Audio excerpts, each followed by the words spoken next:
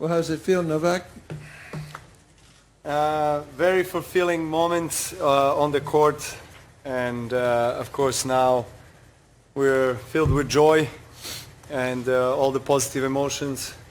This has been, and I keep on repeating that, one of the highlights of my career, because you can't really match any big win in tennis with the win that you get to share with your team, with your friends, with the people that I've known for biggest part of my life. So it has been an amazing event, traveling couple of cities, having a fantastic support in Brisbane, Sydney, off the charts. I've never experienced such a support on my matches ever anywhere, and I've played on the biggest stadiums in tennis, and this was something different. So I want to thank everybody for contributing to this victory on and off the court. Novak, can you talk about your thoughts on your singles match? Yeah. I mean,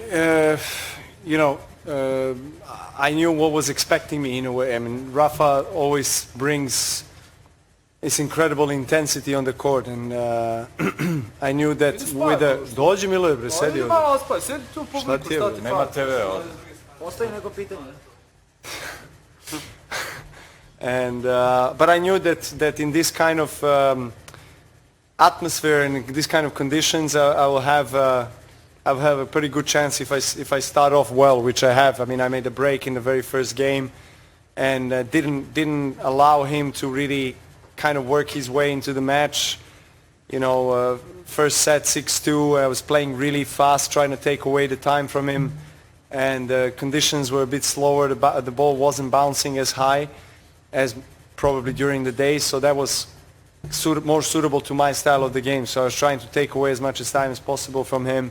I was serving extremely well, definitely the best serving match I had in the tournament, and just extremely satisfied with the way I performed. And then of course in doubles, it was probably one of the best doubles we played. I mean, we won against a really, really good doubles team, and was a bit of a surprise that Nadal was not on the court, but nevertheless we had to do the job, and job was done very well. Okay. Novak. Nešto drugačije? A dobro, okay. Yeah, sorry. I know you guys were excited to see what this event was like, but has it even exceeded your wildest expectations, how much you guys have loved this? Well, look, we are friends. In private life, we see each other so often on the tour. So for us, it's not uncommon to really spend quality time together on and off the court, really. We do that anyway.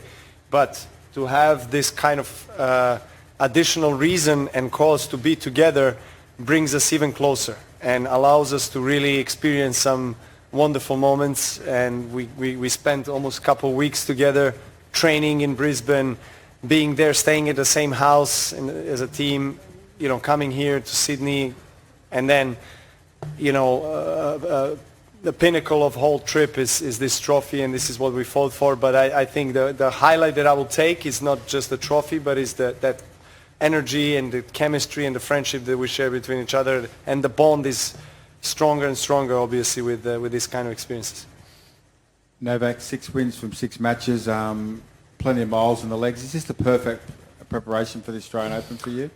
It is. I mean, it is a perfect preparation. I didn't know what to expect from the event. Obviously, I didn't know how deep we'll go. I was hoping that we're going to pass the group stages and then see how it goes. But Dusan has played some incredible tennis and helped, us to clinch most of the ties after singles. He has had amazing wins against Canada and against Russia.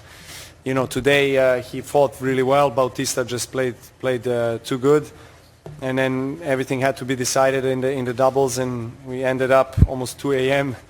But these kind of team competitions are really truly special, and I'm personally over the cloud with my emotions, and hopefully I can take that positive energy and use it for Australian Open. And obviously you've beaten the 2 US Open finalists, the last hard court slam. Do you feel as though you sort of set the bar pretty high as well for your rivals? I mean, look, last hardcourt Grand Slam was in New York, and Rafa won it. So I think it's really open. You know, the Australian Open or any other slam. I mean, I don't think there are really clear favorites. I mean, you have obviously Federer, Nadal, myself because of the experience and everything, and the rankings that we get to be probably named the top 3 favorites. But then you have Medvedev, Tsitsipas, the young guys, Dominic Thiem, that are really showing some amazing tennis, and London Masters was an example where where they showed that they matured on the big stage, that they can challenge the best players in the world and win against them. So everybody keeps on talking about next gen player winning a slam. You know, it seems like it's getting closer. Hopefully not this year. We'll see. Obviously, Australian Open has been my favorite tournament. It's the tournament where I played my best tennis.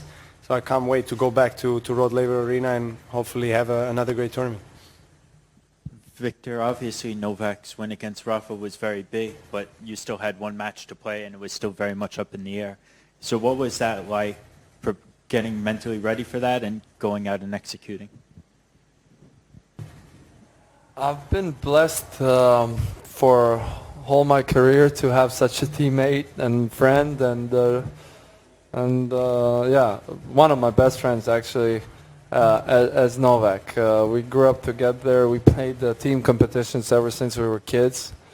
So I always, whenever we played, it was, you always count at that point. I mean, I cannot imagine the pressure he has always winning all those matches, but I want to thank him for that. And I've been in so many different situations where he gets the team out, he wins his singles, and then we have to decide it either in doubles or someone of us has to win the other singles. But I was ready. I believed in him, even though he played probably his biggest rival.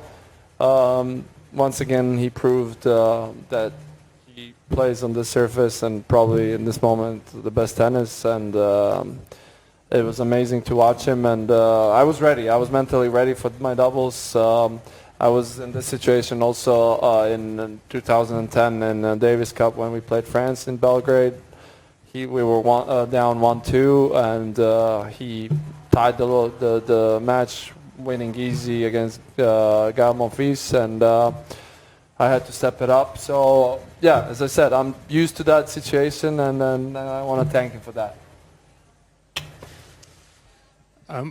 On the doubles, it was a bit of a stumble at the start, and then suddenly I think you put together about 6 straight games. Was there something tactically that changed, or momentum, or could you just talk through that period? It was a tough forehand to miss, actually, in the first game, but Victor managed to miss that forehand and put us in a really big trouble from the beginning. At the beginning, then at the end. No, it was. Look, I think it was. I think even though we did not start the best, but I think we both knew that we're going to get our chances. They're going to come, and very soon after that we broke them back, and then after that we won 4 or 5 games in a row. And just played on a roll. So I mean, I always loved playing doubles with Victor. As he was mentioning, we won junior world championship under 18 together. We won Davis Cup with most of these guys who are sitting on this table were in the team, Nenad especially, and now ATP Cup. I mean, and we share the special bond. We have the friendship above anything else.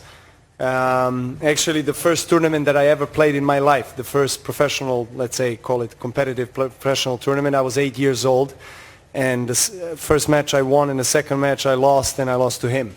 It was up to 9 games, 9-1. So that's how long we go back. We go back very, very long time, and we shared some amazing moments on the court and off the court, and we keep on going. We keep on striving to do our best individually, but also as a couple.